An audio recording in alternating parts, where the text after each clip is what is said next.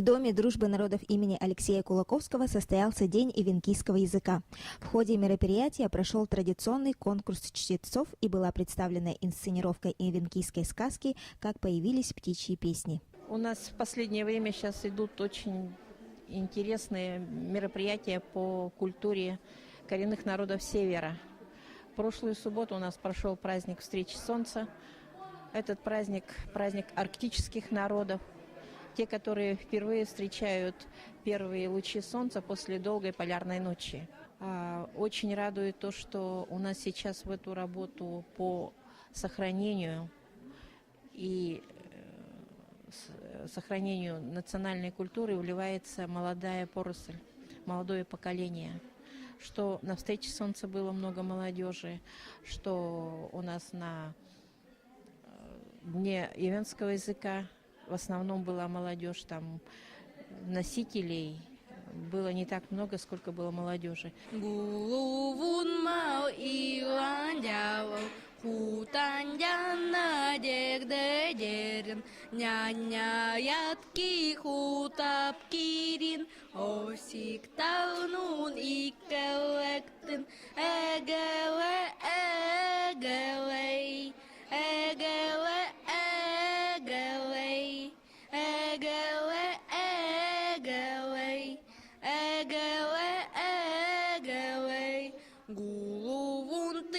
Somanyama upkategel hulichaktın huntu tegel mevаяктын гиркиленди малдяктын. Анна Петровна, мой классный руководитель, предложила поучаствовать в конкурсе, где надо было выучить эвенский стих.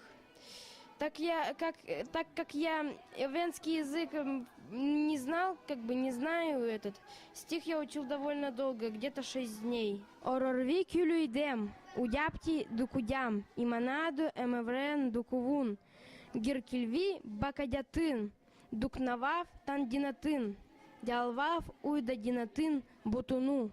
Эхим ТКТ-Д, эхим ахина да. Раньше были птицы, у них были яркие перья, но у них не было голосов.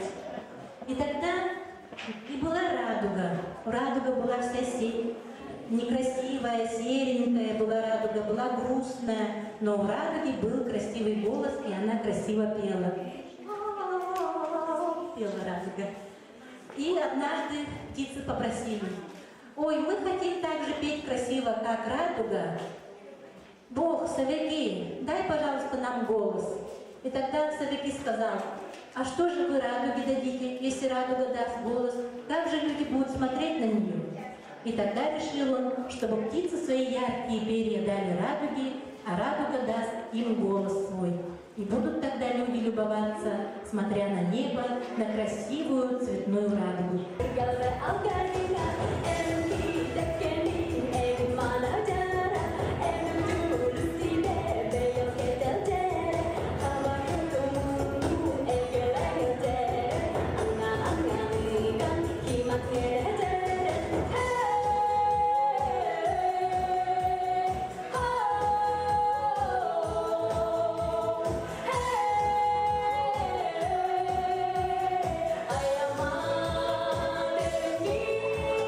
Пресс-служба Дома дружбы народов имени Алексея Кулаковского.